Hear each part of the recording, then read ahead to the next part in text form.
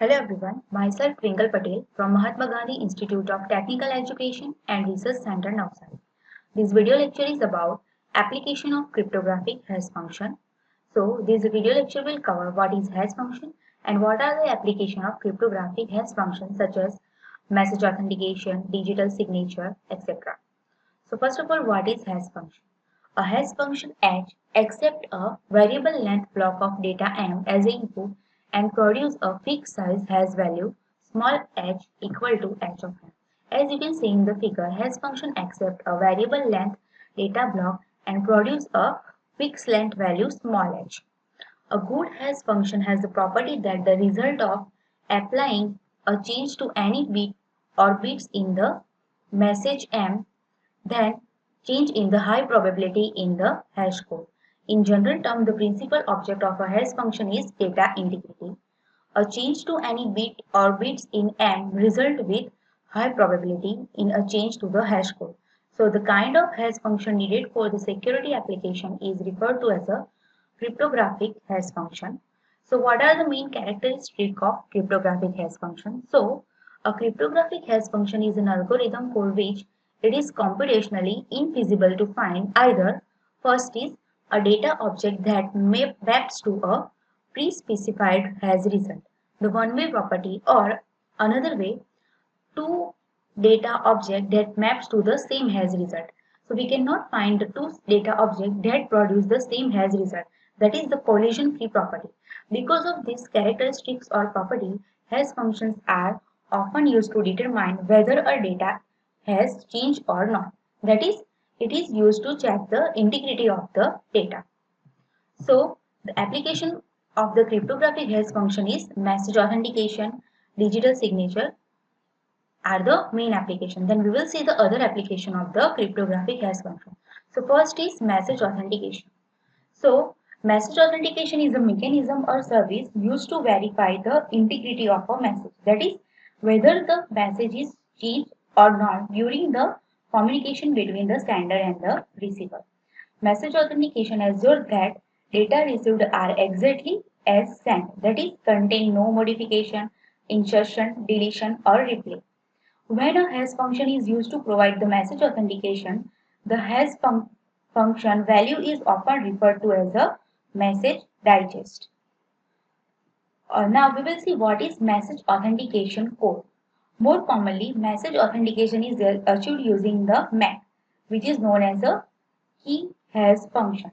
MAC are used between the two parties that share a secret key to authenticate the information exchange between those parties.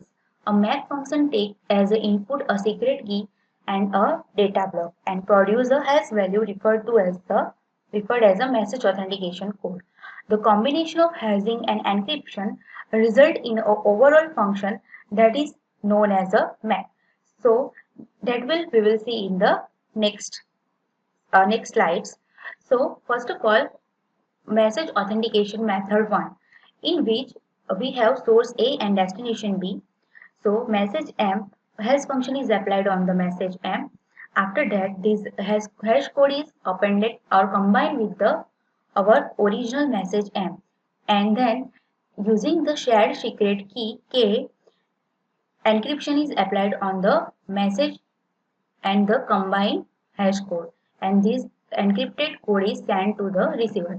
Here we can see that the encryption is applied using the shared secret key K on the message M, which is combined with the hash code of the message M, and then it is sent to the destination B. On the destination side, destination will decrypt the message using the shared secret key, and then we are getting our original message M with its hash code.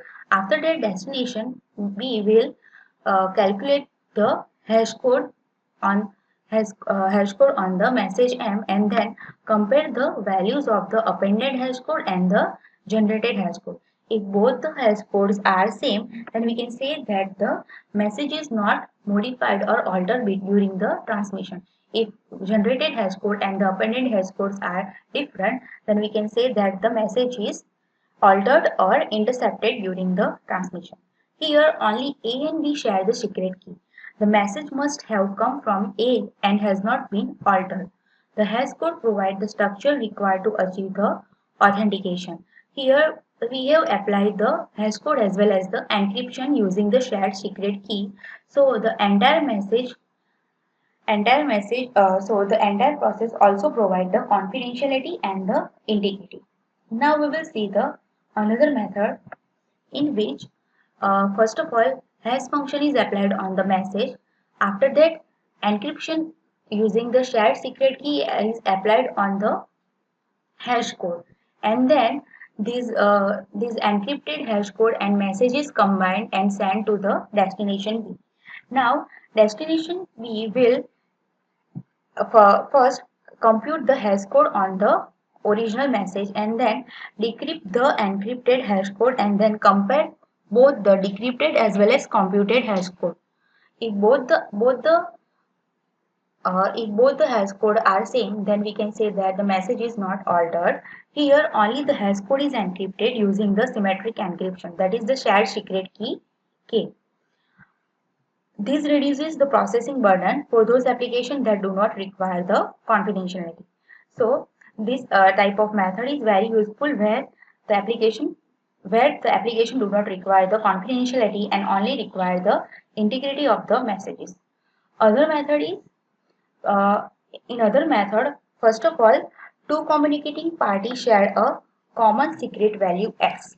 So here source A and destination B share the common secret value s, and then A compute the hash value over the concatenation of m and s and append the resulting hash value to m. So and then send the send the message to the destination. And on the receiver side, destination B also also has a shared common secret value s, and then combine the message m and shared secret value s and then apply the hash code on the combination of secret value s and the message m, and then it will compare the appended hash code with the calculated hash code. It is possible to use hash function but no encryption for a message authentication using this method. A and B share a common secret value s. Here, A compute the hash value over the concatenation of m and s and append the resulting hash value to the m. So, because B possesses hash, it can recompute to verify the hash value. Here, an opponent cannot modify the intercepted message. Now, the next application using the message authentication is here also the two communicating parties, that is A and B, share the common secret value s. So, A will compute the hash value over the concatenation of m and s and append the resulting hash value with the message m. After that, encryption is applied on the combination of hash code and the message using the shared secret key K, and then message is transferred to the destination B. Next, first of all, destination B will decrypt the message using the key K, and then destination also has a shared secret value s. So it will also combine the message m and s and then generate a hash code of the combination of them, and then compare the appended hash code with the generated hash code. So here the confidentiality also can be achieved to the approach of the method 3 by encrypting by encrypt by encrypting the entire message plus the hash code. So the next application of the hash function is digital signature. So digital signature is a mathematical technique used to validate the authenticity and the integrity of a message or a software or a digital document. The operation of the digital signature is similar to the math. In the case of digital signature, the hash value of the message is encrypted with the user's private key. So this is very important. In digital signature, the hash value of the message is encrypted using user's private key. So that's why it is known as the digital signature. Anyone who knows the user's public key can verify the integrity of the message that is associated with the digital signature. So first application of the digital signature is in this. First of all, the hash code is on the message M, the hash code is generated. After that, the hash code is encrypted using the public key encryption with the sender's private key. That's why it is known as a digital signature, because the user's sender's private key is used for the encryption. So this provides the authentication. It also provides the digital signature because only the sender could have produce the encrypted hash code. After that, this encrypted hash code is appended with the message M and sent to the destination B. And then user at the destination, user B generate the hash code of the message M and also decrypt the appended and encrypted hash code with the public key of source A, and then compare both the values. Here the hash code is encrypted using the public key encryption with the sender's private key. This provides the authentication. It also provides the digital signature because only the sender could have produced the encrypted hash code. In the next method, first of all, hash code is generated on the message M. After that, hash code is encrypted using the private key of the source A, and then it is the encrypted hash code is encrypted with the original message, and then encryption is applied with the shared secret key K, and then message is sent. Here we can say that the encryption is applied on the message M, which is combined with the encryption using the private key of source A and the hash code of message M. On the destination side, first of all, destination decrypt the message using the shared secret key.